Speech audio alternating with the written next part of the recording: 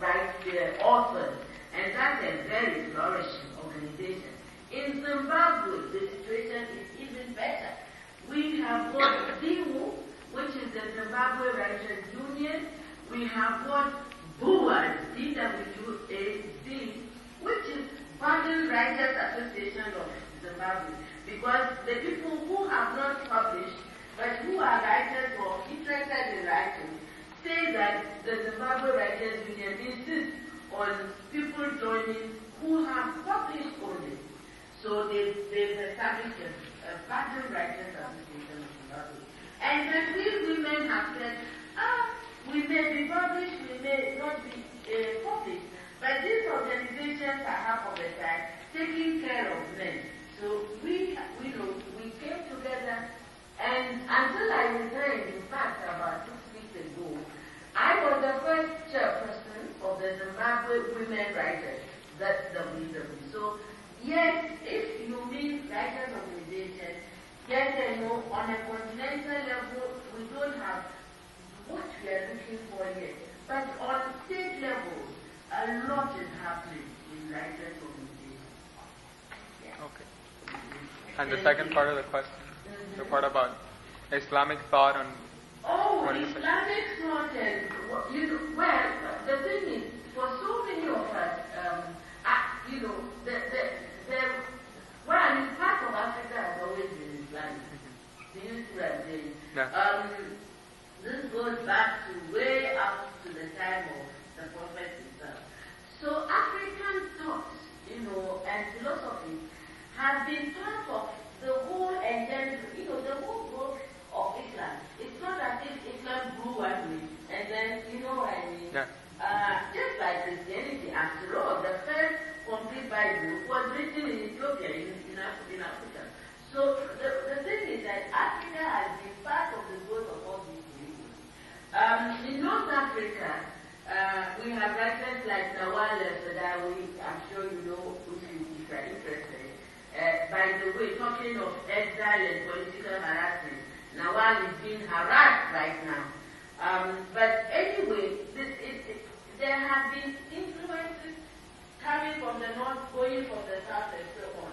And lots of manuscripts exist in Arabic, written in Sahelian and sub-Sahelian Africa. So yes, there has been a lot of Islamic influence. But it is also true that if Africa was part of the whole growth of Islamic Islam, then it has just been erased. Okay. Thank you.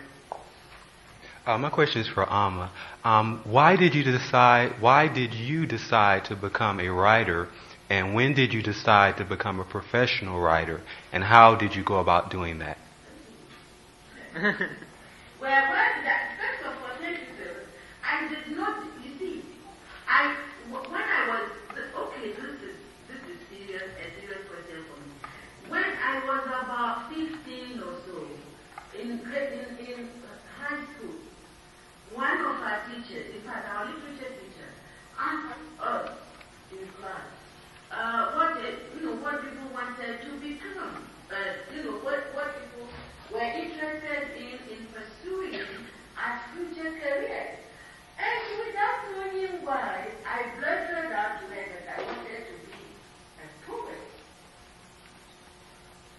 She is English, she is still alive, and she said, oh, that's all right, but poetry doesn't fit anybody. That's right. It doesn't. I should know that by now, but then I didn't know. Anyway, what was nice about this exchange was that in spite of having warned me against poetry, she then proceeded a couple of years later to give me what must have been an heirloom, from her family, an old silent Olivetti typewriter, which was a massive encouragement. It's a long story. So in a way, it was spontaneous. It's that kind of thing. I did not decide to be a writer. I probably were one of these people, writers. Huh? So what I mean is, I just knew I wanted to write from that young, and before I knew what was good enough for me. So after that, I published. It's a long story. I wrote my first published thing was a short story which I submitted to our local, the Ghana National newspaper called the Daily Graphic. They wanted a Christmas story, and I didn't know why I thought I could write a story. I sat down and I wrote the story, not because I thought I was a writer, but because I seen a pair of shoes in a shop window I thought I was going to buy. And so I wrote the story. Once the price bought my shoes, and 2 years, went to university, and it continued and it continued. Now, I decided to be a professional writer. What you mean full-time, huh? After my ministerial adventure, and I moved to Zimbabwe for personal reasons, then it occurred to me that I've been so many things in my life. A teacher, a minister, whatever. But the thing that was so close to me, I hadn't given it time enough. So I thought, let me try and do it. 1983. Yes, first of all, I want to apologize because I don't quite know how to pronounce her name correctly. The lady, I don't quite know how to pronounce her name. Amma. It's pretty simple. I'm sorry. Mike, kind of I'm taking from a comment that the gentleman made, how we're dealing in a world where, excuse me, as perceived injustice, as perceived through people that are non-white, that they perceive the white man as being at the forefront of not allowing all members of the human family to be represented equally. Living in Zimbabwe as a black writer under the Mugabe government.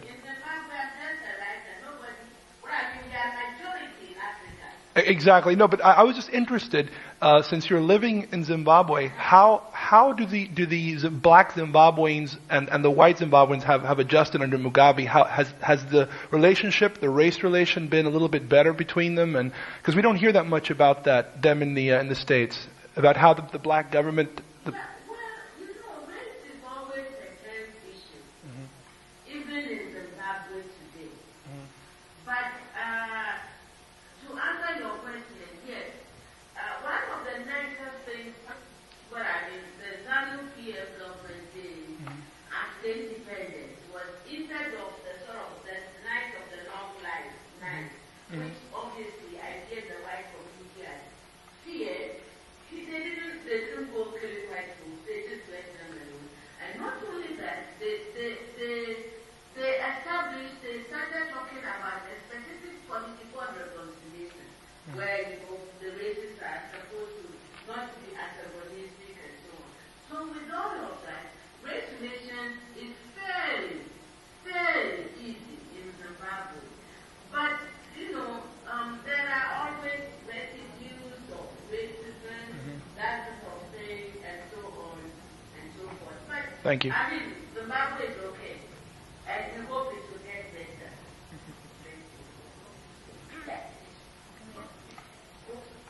It's for Mr. Paul. Okay. It's for Mr. Paul. When the poet says, emotion is black, death is light, words is the only word, the reign of the world is beginning, is he pessimist way or is proud to be alive? When you read for us different kinds of poets, okay, from Mozambique, anyway. So, in words, we have emotion is black, death is light, words are only word. Are then in the pessimist way? How you can see this? With this word, emotion is black. When Saint-Paul said emotion is black and reason is Greek, I think in his mind he had two different kinds of people because of two different races. That only white people could be reasonable or could be able to reason, and black people would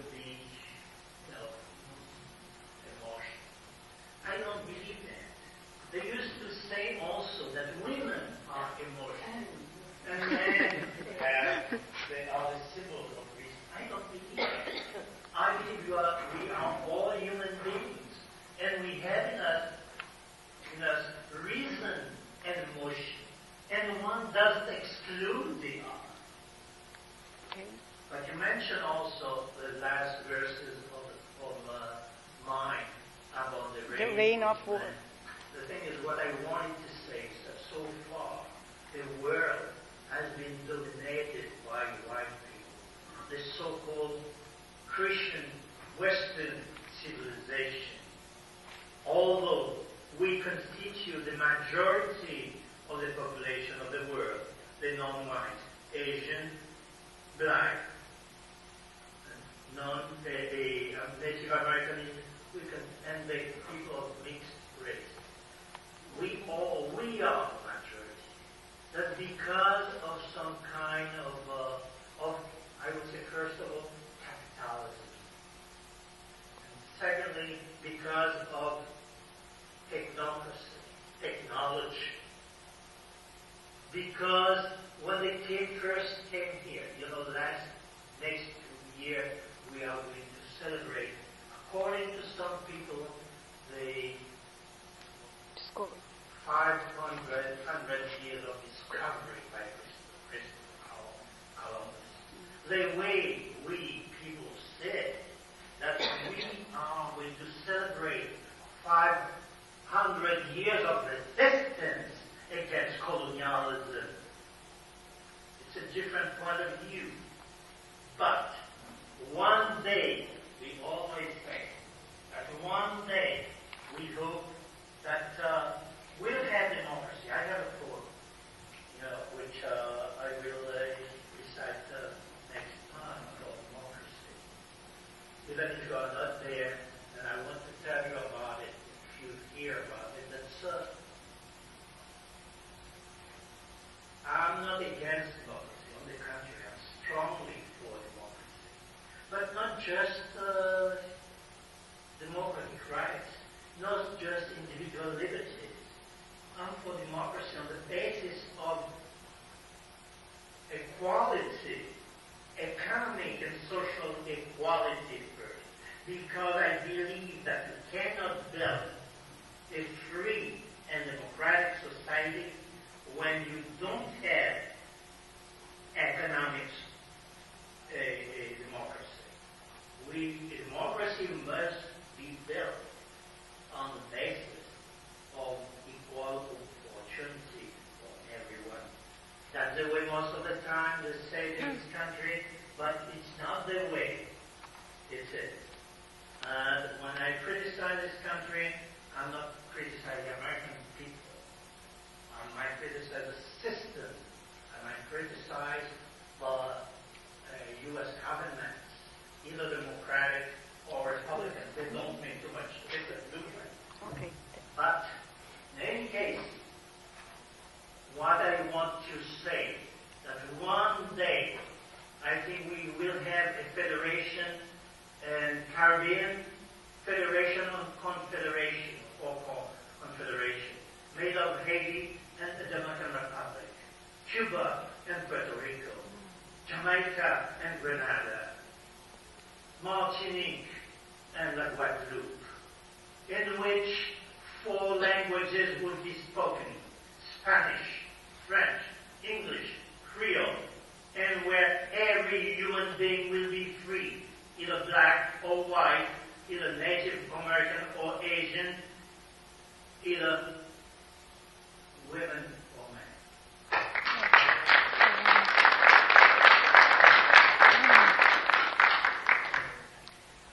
And this question is for Mr. Paul. Since I finally heard that you are a revolutionary and that you have a close relationship with Cuban artists and the Casa de las Americas, etc., I would like to know how do you feel about the Cuban Revolution, and if you think that that system could be the solution of those problems that you are talking about. Because I'm also a Cuban exile, and I understand what exile is, but I don't have the same ideas. Listen, of course, I don't want to hurt anybody's feeling. I'm an exile, and I can understand the feelings of all the people in exile. And of course, we are in the stronghold of anti-caste Cubans here. So I'm try to have any struggle for or against Castro. You might be against it or for him, against the Cuban Revolution or for it. That's your business. That's your choice. You are free to choose whatever you want. And I'm not going to choose for you. The Cuban people will choose the same way I want the Haitian people to choose also.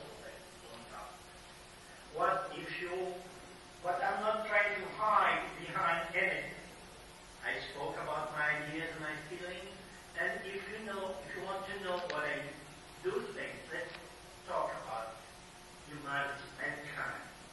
What I think that someday there will be a revolutionary alliance between democracy and socialism. That's what I want. I might be wrong, but that's my feeling.